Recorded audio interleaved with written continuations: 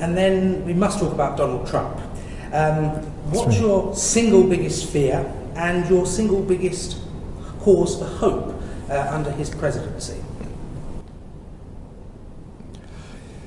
Well, I don't want to dodge the question, but my single biggest hope is that he gets bored with it and clears off somewhere else. I don't mean that's literally, but effectively he delegates the power that he has to people who are, should we say, slightly more orthodox in the way that they use that power, because I think he's a menace in every sense of the word.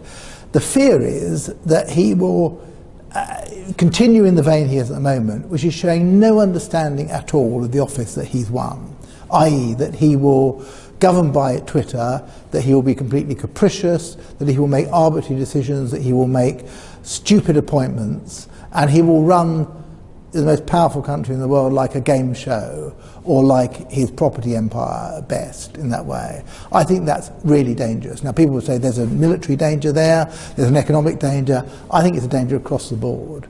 And you've seen in the steps that he's taken, even in his first few weeks in power, that he's not afraid to take those crass steps.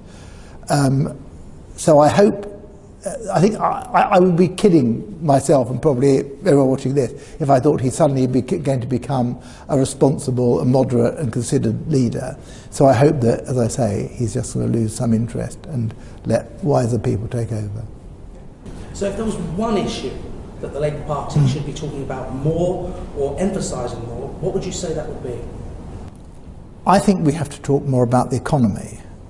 And by that, I don't mean in a rarefied way, a macro level, although we obviously clearly have to have policies on the area. We have to talk about, in terms of people's own economic security and their aspiration for themselves and their families, where the Labour Party would take the country if it won the next election. I think partly that's because people think it's an area that we're weak on, whereas actually, of course, in the past we have been a party that has delivered a sound and a strong economy for everyone, not just for people at the top. But it's also because I think we can recover trust, or we already have trust, on some of the, if you like, our stronger areas, on education, on health, on housing. There's a lot to do and to say, and of course we should say that, but a lot of those things don't work unless people feel they have the economic security and they feel they have a government that is driving the economy as a whole forward. So that, I think, is where we have to put our effort in. So what would you like to see happen on the business rate rise? I think, and I'm not saying this just because I'm a London MP, that it needs to be rethought. That if we're not going to scrap it altogether, then there has to be substantial transitional protection, and there has to be a review as far as it affects small businesses.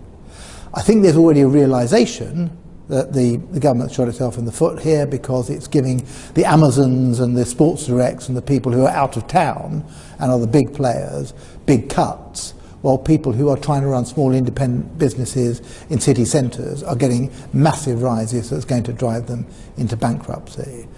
But it's a particular problem for London, and I think in this respect, as in many others, London becomes the sacrificial lamb here. Oh, everyone in London's wealthy, London gets all the resources. Well, London is a major driver of the economy, but that's true, and that, for example, is why we have a lot of infrastructure spending in London, because that's where people live, where they want to live, and what's producing the wealth of the country.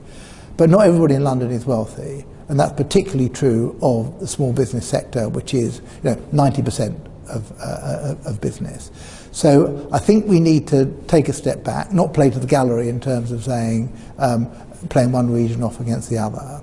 But this is a really immediate problem that, if it's not resolved in the next few weeks, is going to lead firms, and I'm not talking about, as I say, successful businesses that are turning over millions of pounds. I'm talking about businesses, family businesses, places like Shepherd's Bush Market in my constituency. They're an essential and vibrant part of the community, which aren't going to survive if they have to put up with massive increases in rates.